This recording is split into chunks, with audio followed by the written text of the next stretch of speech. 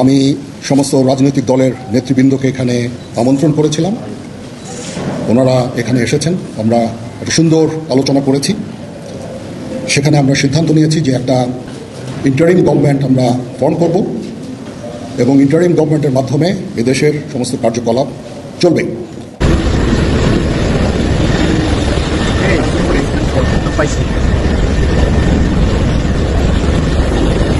অবশেষে দেশ স্বাধীন হলো। আমরা কথার কথা মতো বলছিলাম দেশ স্বাধীন হবে। আমি কিন্তু মিন করে বলেছি, যখনই বলেছি তখনই মিন করে বলেছি।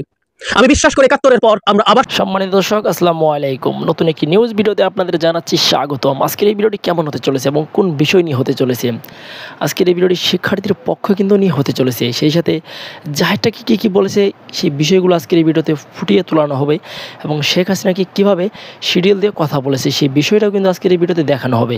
তার জন্য ভিডিও স্কিপ করবেন না, সম্পূর্ণ দেখবেন। আশা করি সব কিছু বুঝতে পারবেন এবং জানতে পারবেন। সেই সাথে কে কোথা থেকে এই ভিডিওটি দেখছেন তা অবশ্যই কমেন্ট বক্সে বলে যাবেন। প্রিয় দর্শক বন্ধুরা, এই ভিডিওতে একটি লাইক দিয়ে চলুন, তাহলে আমরা ধারাবাহিকভাবে সেই বিস্তারিত ভিডিওগুলো একের পর এক দেখে আসি।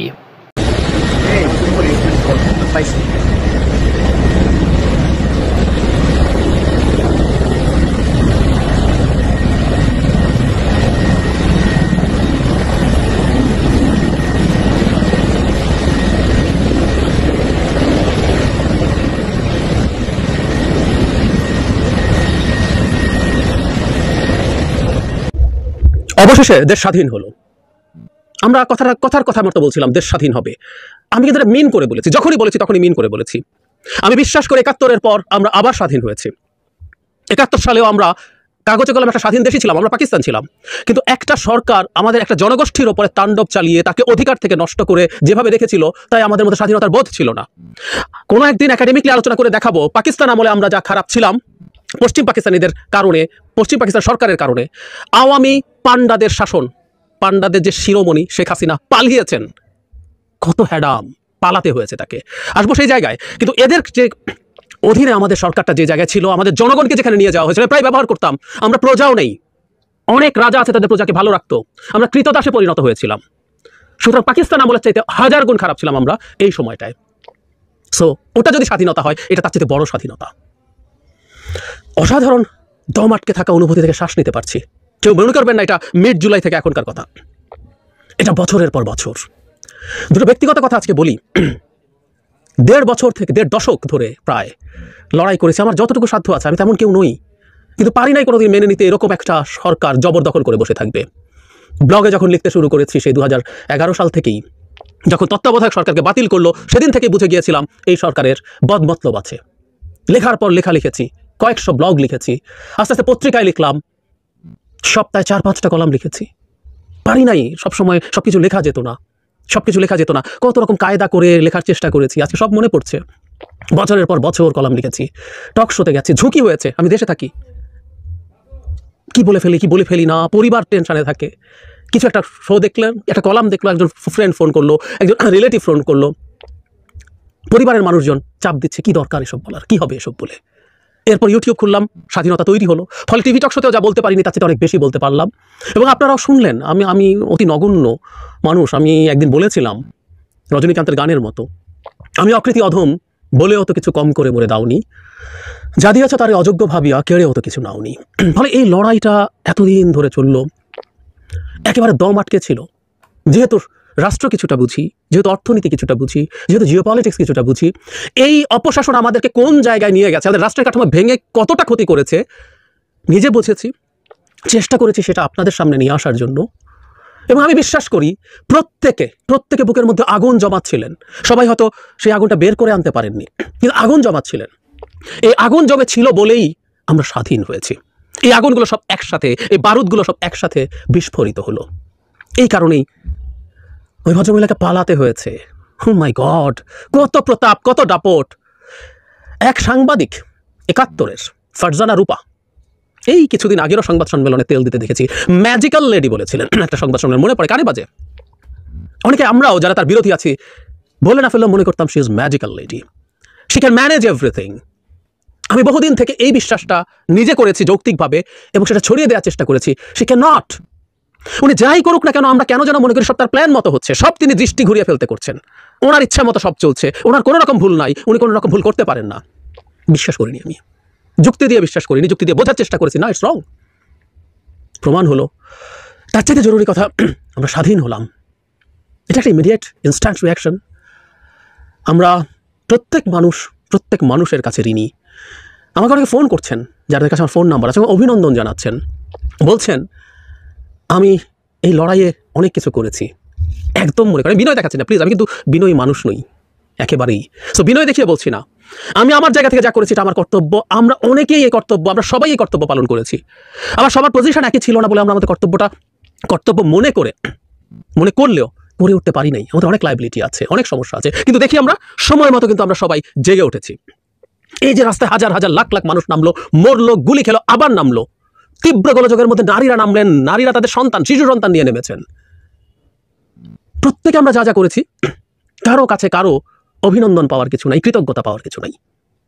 এটা আমাদের প্রত্যেকের লড়াই, এটা আমাদের নিজের স্টেট, এই স্টেটটাকে স্বাধীন করা। এবং জরুরি কথা, এখন আজকে এই মুহূর্তে সিরিয়াস কথা বলবো না, সেনাপ্রধান একটা ভাষণ দেবেন, উনি ভাষণে কি বলছেন সেটার উপর আমি একটা ইমিডিয়েট রিয়াকশন দেবো, এবং আমাদের স্বাধীন দেশটাকে এই মুহূর্ত থেকে কীভাবে গড়া উচিত সেই আলাপগুলো করব। এই মুহূর্তটা সেলিব্রেশনের।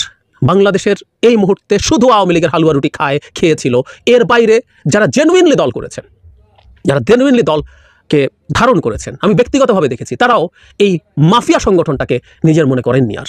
সুতরাং বাকি সবাই নিশ্চয়ই সেলিব্রেট করছে, আনন্দ করুন।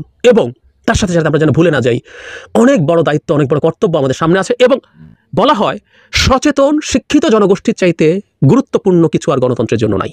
সো আমাদের এই আনন্দে আত্মহারা হয়ে সামনের ইমিডিয়েট কর্তব্যগুলো ভুলে যাওয়া ঠিক হবে না। আমাদের কি করা উচিত, কি করতে হবে, নতুন সরকার কি হচ্ছে, কেমন হচ্ছে, তার এজেন্ডা কি হচ্ছে, সবকিছু জনগণকে ডিকটেট করতে হবে। ইল্লাল্লাহু আল্লাহু আকবার, আল্লাহু আকবার, লিল্লাহিল হামদ। লা ইলাহা ইল্লাল্লাহু ওয়াহদাহু লা শারীকা লাহু, লাহুল মুলকু ওয়া লাহুল হামদ, ওয়া হুয়া ইউমীতু আলা কুল্লি শাইইন কাদির। আসসালাতু ওয়াসসালামু আলাইকুম ইয়া রাসূলুল্লাহ, আসসালাতু ওয়াসসালামু আলাইকুম ইয়া হাবিবাল্লাহ, আসসালাতু ওয়াসসালামু আলাইকুম ইয়া শাফিউল মুসলিমিন, আসসালাতু ওয়াসসালামু আলাইকুম ইয়া রাহমাতুল লিল আলামিন। সম্মানিত দর্শক, কি বলবো, সেই 2014 সন থেকে যে লড়াই করছিলাম একা একা, তখন সেই আওয়ামী লীগের বিরুদ্ধে কথা বলা, আওয়ামী লীগের সেই রাজনীতি ছেড়ে দেওয়া, এমপি মনোনয়ন না কেনা, সব মানুষ আমাকে বলেছিল যে করলেনটা কি, আপনি তো মন্ত্রী হতেন, শেখ হাসিনা প্রধানমন্ত্রী আপনাকে এত ভালোবাসেন। 2014 সনে বলেছিলাম সবাইকে যে এমন দিন আসবে যখন আওয়ামী লীগের সবাই পালাবে, কিন্তু আমাকে পালাতে হবে না। এবং আল্লাহর অশেষ মেহেরবানি, দেখুন আজকে সকাল 10টা সাড়ে 10টার দিকে আমি যখন বাসা থেকে বের হলাম, প্রচণ্ড মুষলধারে বৃষ্টি, গাড়ি নেই, তারপর রিক্সা নেই, বাসা থেকে বের হলাম ছাতিটা মাথায় দিয়ে, এবং যাকে বলা হয় সারা শরীর ভিজে গেল বৃষ্টির পানিতে। কিন্তু শরীরের মধ্যে কেমন যেন একটা অদম্য শক্তি কাজ করছিল। রাস্তায় বের হয়ে দেখি যে কোনো লোক নেই, চারিদিকে শুধু পুলিশ পুলিশ, এবং কাউকে রাস্তায় দাঁড়াতে দিচ্ছে না। তো ওই অবস্থায় প্রায় 1.5 ঘন্টা ধরে রিক্সায় করে ঘুরে ঘুরে ঘুরে ঘুরে ঘুরে এলাম অফিসে। এবং যখন অফিসে আসলাম রাস্তায় কোনো লোক ছিল না। অফিসে এসে পৌঁছলাম মোটামুটি 12টার দিকে। মনটা খারাপ, গোসল করলাম এবং আল্লাহ বিল্লাহ করতে থাকলাম। এর মধ্যেই দেখলাম যে হঠাৎ করে ইন্টারনেট নেই। কয়েকজনের টেলিফোনে কথাবার্তা বললো, কিন্তু দুপুর 1টার পর থেকেই আল্লাহর অশেষ রহমতে এমন কিছু ঘটা শুরু করে দিল যেটা আমরা কল্পনাও করিনি। এর মধ্যে এখন দেখছি যে গণভবন সাধারণ জনতার দখলে। আর যারা গণভবনকে 1 টাকা দিয়ে লিখে নিয়েছিলেন, যারা গণভবনের মালিক বনে গিয়েছিলেন, এবং গণভবনের দরজায় বিভিন্ন মানুষকে বলছেন তোমরা আসো আসো আসো, আমার বাড়িতে আসো, তারা গণভবনে নেই। তো এই দৃশ্য মানে দেখার পর, টেলিভিশনে দেখার পর মনে হলো যে সেনাপ্রধান কি ভাষণ দেবেন, কি শুনবেন না শুনবেন সেটা পরের বিষয়। রাজপথে যে উত্তাপ চলছে, যে আনন্দ চলছে, যে মিছিল চলছে, লক্ষ মানুষ যেভাবে রাস্তায় নেমেছে প্রত্যেকটা পয়েন্টে, এই আনন্দ বাংলাদেশ 1971 সনের 16 ডিসেম্বর কিভাবে দেখেছে আমরা অনেকেই জানি না, কিন্তু আজকে সারা বাংলাদেশ এই দৃশ্য দেখছে। আর এই যে নেট খুব স্লো, তারপরে আমরা এই দেখুন জীবনের ঝুঁকি নিয়ে কিছু মানুষ দেশের বাইরে থেকে, কিছু মানুষ দেশের ভিতরে থেকে প্রতিটি মুহূর্তে গ্রেপ্তারের আতঙ্ক, প্রতিটি মুহূর্তে পিছনে বন্দুকের নল, প্রতিটি মুহূর্তে কণ্ঠনালী চেপে ধরার সেই যে যাকে বলা হয় থ্রেট, তার মধ্যে আল্লাহ রাব্বুল আলামিন এই যে আমাদেরকে টিকিয়ে রেখেছেন, আমরা বলে গেছি, এবং সেটার বিজয় আমাদের জনগণ সবাই মিলে করছে। তো সেই জন্য মহান আল্লাহ রাব্বুল আলামিনের শুকরিয়া আদায় করছি, অন্তরের অন্তঃস্থল থেকে শুকরিয়া আদায় করছি। এবং আবার বলছি আপনাদেরকে নিয়ে, রব্বানা লাকাল হামদ হামদান কাসিরান তয়্যিবান মুবারাকান ফিহি। আজকের এই বিজয় তারুণ্যের বিজয়, ছাত্রছাত্রীদের বিজয়, আমার সন্তানদের বিজয়। যে সাহস আমার হয়নি, সে সাহস আমার সন্তানদের হয়েছে। তারা বলেছিল সামনে যেতে হবে, এর কারণ পিছনে পুলিশ। এই গতকাল পুলিশের বড় বড় কর্তারা গতকাল রাতে যে ভাষায়, যে বিশ্রী ভাষায় তারা কথা বলেছে, জনগণকে অপমান করেছে, আওয়ামী লীগের বড় বড় নেতারা এই গতকাল যেভাবে কথাবার্তা বলেছে, আমার বারবার শুধু এখন মনে হচ্ছে যখন কিয়ামতের ময়দান শুরু হওয়ার আগে যে অবস্থাটার সৃষ্টি হবে এবং সব কিছু আল্লাহ রাব্বুল আলামিন ধ্বংস করে দেওয়ার পর এই পৃথিবীর জালেম বাদশা থেকে শুরু করে এই পৃথিবীর সমস্ত যারা দম্ভিক রাজা বাদশা, তাদেরকে দেখে আল্লাহ রাব্বুল আলামিন বলবেন, ইয়াউমা হুম বারিজুনা লা ইয়াখফা আলাল্লাহি মিনহুম শাইউন লিমানিল মুলকুল ইয়াউম লিল্লাহিল ওয়াহিদিল কাহ্হার। আজকের এই দিনের বাদশাকে আল্লাহ রাব্বুল আলামিন জিজ্ঞাসা করবেন। তো জবাব দেওয়ার মতো কোনো মানুষ সেই দিন থাকবে না। তো আজকে যদি জিজ্ঞাসা করেন এই বাংলার জমিনে দাঁড়িয়ে, আজকের বাদশাকে, এই বাংলার বাদশাকে, এই রাজপথের প্রতিটি মানুষ বলবে আমি বাদশা, আপনি বাদশা। আজকের যে শিশু জন্ম নিয়ে নিল, আজকের দিনে যে জন্ম নিল, তার হাতটি উঁচু করে ধরেন, সেও বলবে যে আমি আজকের দিনে বাংলাদেশের বাদশা, আমরা সবাই রাজা। এবং সবাই এই যে রাজা হয়ে গেলাম, কথা বলার এই যে শক্তি আমরা পেলাম, স্বৈরাচারকে তাড়ানোর যে সাহস দেখালাম, হাজার হাজার মানুষের লাশ, আমরা 2-300 লোকের কথা বলছি যে লাশ, 2-300 লোকের লাশ, কিন্তু আলটিমেটলি এটি যে হাজার হাজার মানুষের লাশ। এ দৃশ্য ঢাকা মেডিকেলে যারা চাকরি করেছেন, বিভিন্ন জায়গায় চাকরি করেছেন, তারা বুঝেন কত মানুষের লাশ যে দাফন করা হয়েছে, কত মানুষের লাশ যে দাফন ছাড়া মাটি দেওয়া হয়েছে, কত মানুষের খুলি উড়িয়ে দেওয়া হয়েছে। এই যে কয়েক হাজার মানুষ মারা গিয়েছে, একমাত্র আল্লাহ রাব্বুল আলামিন জানেন। আল্লাহ আমাদেরকে রাজা বানিয়েছেন, আল্লাহ রাব্বুল আলামিন আমাদেরকে এই বিজয় দান করেছেন। আসুন আমরা সবাই মিলে আল্লাহর কাছে দোয়া করি, আমরা যেন এই বিজয়টিকে উপভোগ করতে পারি।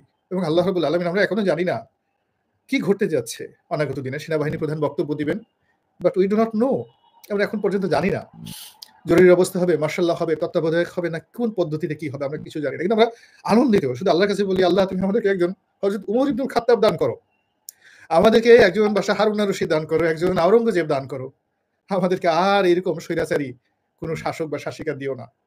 আল্লাহ তুমি আমাদের এই পাপ, অন্যায় এবং গুনাহকে মাফ করো। আমাদের 2 হাতের গুনার ফলে আমাদের মাথার উপরে এই জুলুমবাজ, দুর্নীতিবাজ, অন্যায়কারীরা আমাদের মাথার উপর চেপে বসেছিল। ই আল্লাহ, তুমি আমাদেরকে সৎ শাসক দাও, ন্যায়পরায়ণ শাসক দাও, যাদেরকে আমরা ভালোবাসতে পারবো, যাদেরকে আমরা নেতা হিসেবে মানতে পারবো। ওয়াজআলনা লিল মুত্তাকিনা ইমামা। হে আল্লাহ, তুমি আমাদেরকে পরহেজগার লোকদের মধ্যে থেকে আমাদেরকে নেতা মনোনীত করে দাও। হে রহমানুর রাহিম। এই যে প্রার্থনা আপনারা সবাই দয়া করে করতে থাকেন। বিজয়, আপাত বিজয় হয়েছে, গণভবনে আমরা ঢুকেছি, কিন্তু এভাবে আসলে রাষ্ট্র চলবে না। রাষ্ট্র চলার জন্য নেতা লাগবে, সুসংবদ্ধ আইন লাগবে, কানুন লাগবে। এই জায়গাতে আমরা যেন ধৈর্য সহকারে সবাই কাজ করতে পারি এবং কোনো অবস্থাতে যেন রাষ্ট্রের অস্তিত্ব বিলীন না হয়। প্রিয় দেশবাসী, শুরু থেকে শেষ পর্যন্ত যারা এই ভিডিওটি দেখেছেন সকলকে জানাই অসংখ্য অসংখ্য ধন্যবাদ। যারা এরকম নিউজ ভিডিও পেতে পছন্দ করেন তারা অবশ্যই এই চ্যানেলটি সাবস্ক্রাইব করে পাশে থাকা বেল আইকনটি বাজিয়ে দিবেন। যারা এখন এই ভিডিওটি শেয়ার করেননি, এই ভিডিওটি দ্রুত শেয়ার করে সকলকে দেখার সুযোগ করে দিন। আজকের মতন এই পর্যন্ত, দেখা হচ্ছে পরবর্তী কোনো ভিডিও নিয়ে ইনশাল্লাহ।